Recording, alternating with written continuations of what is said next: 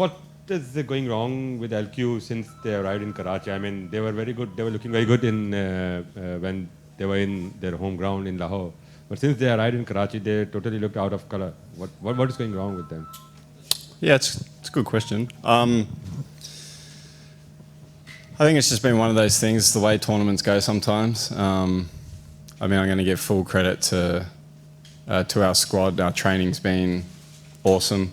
The guys are fighting, trying really hard. There's no real reason other than that's just the way cricket goes sometimes. I think, yeah, we've had a lot of conversations, and we just haven't been able to piece it together yet. But there's still time in the tournament, and obviously Lahore is a fighting franchise. So, yeah, looking forward to the next 4 games and see us turn it around.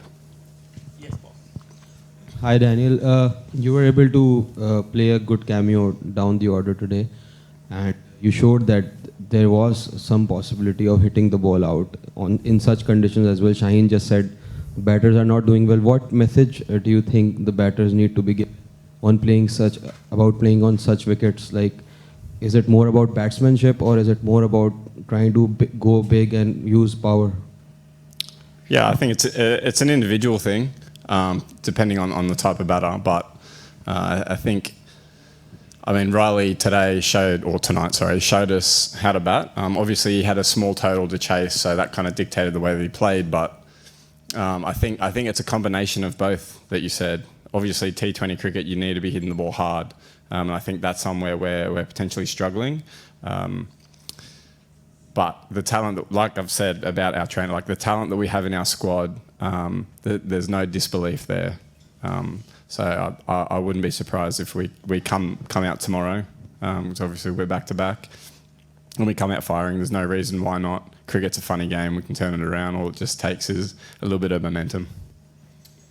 Hello Dan, this is Nourish Khan. So in the Big Bash League, your natural length is usually back of the length deliveries. Today you had a very expensive economy of 12. And do you think that you over-indexed on the pace rather than going forward on, especially on this 2-paced Karachi pitch? Do you think that you over-indexed on the pace rather than going for cutters and slowers ones, similar to what the Quetta bowlers were using to dismantle your top order? Well, I think half the balls I bowled were slow balls, so I guess we did change it up. I think the wicket changed slightly, was a little bit more consistent for them, and even right at the end, how Osama came out, you could see he came out and was able to clear the rope, so you could see the wicket starting to change. So I think, yeah, I don't really have an answer for you. Me personally, I went about it the way that I would always go about it. My execution wasn't quite there. That's part of the game, but yeah, I mean, it would have been close to half the balls I bowled were cutters into the wicket, and fortunately Riley smacked them.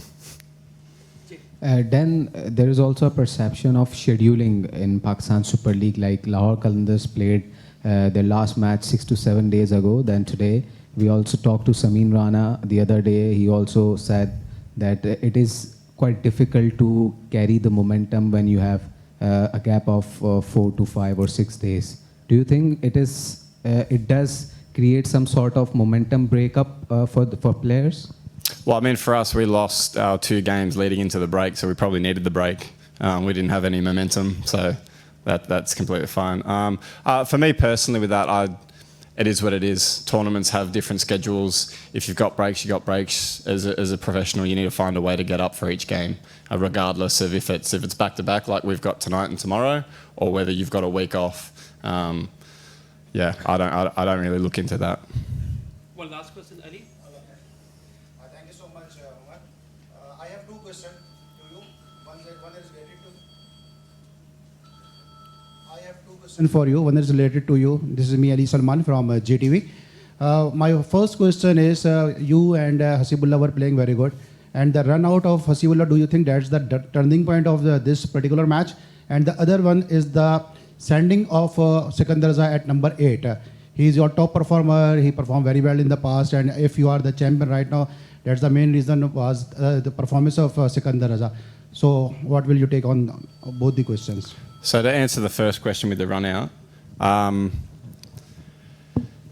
I mean, it's easy to look at particular scenarios in a cricket game and say it's the fault there, but I mean, there's a lot of things that happened before that instance. Haseeb batted really well. Unfortunately, there was a little bit of miscommunication, dropped his bat, and whether I was at fault, he was at fault, we've had a conversation, so I'll leave that there. But I mean, there's lots of things that happen in the cricket that determines the results, not just one thing. And your second question about Raza, I mean, it's not up to me. I'm not making the decision, so I'm not. Of course, yeah. Ideally, Sikandar doesn't bat there, but ideally we don't lose the wickets that we're losing.